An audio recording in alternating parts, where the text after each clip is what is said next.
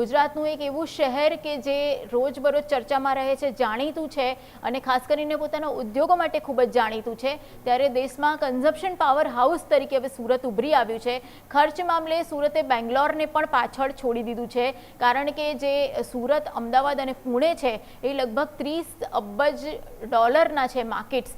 Individual markets બની ગયા છે। ટેક્સટાઇલ અને ડાયમંડ ઉદ્યોગથી સુરતનો ઝડપી વિકાસ થઈ રહ્યો છે અને ખાસ કરીને સુરતમાં મિડલ અને હાઈ ઇન્કમ પરિવારો અત્યારે ખૂબ જ વધી રહ્યા છે અને એના કારણે જ સુરતનો જે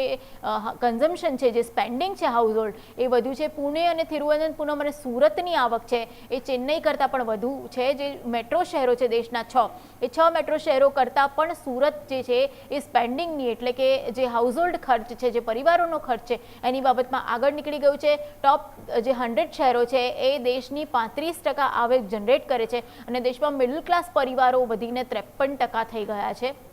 સાથે જ વર્ષ 2031 સુધીમાં ગરીબ પરિવારો આ જે શહેરો છે એમાં નહિવત થઈ જશે એવું માનવામાં આવી રહ્યું છે। પગારદાર અને બેવડી આવકવાળા જે પરિવારો છે એમાં મોટો ઉછાળો અત્યારે મોટા શહેરોમાં આવ્યો છે। ખાસ કરીને કાર અને એસી જેવા સેક્ટર્સમાં ભારે ડિમાન્ડ આગામી દિવસોમાં નીકળશે એવું માનવામાં આવી રહ્યું છે અને વર્ષ 2036 સુધીમાં મિડલ ક્લાસ છે એ 93% ખર્ચ જે છે એ મિડલ ક્લાસ કરતો થશે એવું એક કેન્દ્રીય નાણામંત્રી જે નિર્મલા સીતારામન છે એમણે એક નિવેદન પણ આપ્યું છે। સુરતની જો ખાસ વાત કરીએ તો સુરતમાં જે હાઉસહોલ્ડ સ્પેન્ડિંગ છે એ મોટા શહેરો કરતાં પણ વધારે છે અને બેંગ્લોર અને સુરત એ બે એક એવા શહેરો છે કે જેમાં સૌથી વધારે, કદાચ સૌથી વધારે કમાણી કરતા શહેરો એ નથી પણ એની સામે સૌથી વધારે ખર્ચ કરતા એ શહેરો છે ને ખાસ કરીને સુરતમાં જે ડાયમંડ અને ટેક્સટાઇલની આવક છે એની સાથે માઇગ્રન્ટ વર્કર્સ જે આવે છે એ જે ઉદ્યોગોમાં કામ કરે છે અને લોકોની જે ઉદ્યોગ સાહસિકતા છે એ તમામ મળીને સુરતમાં જે છે એ વધારે પડતું જે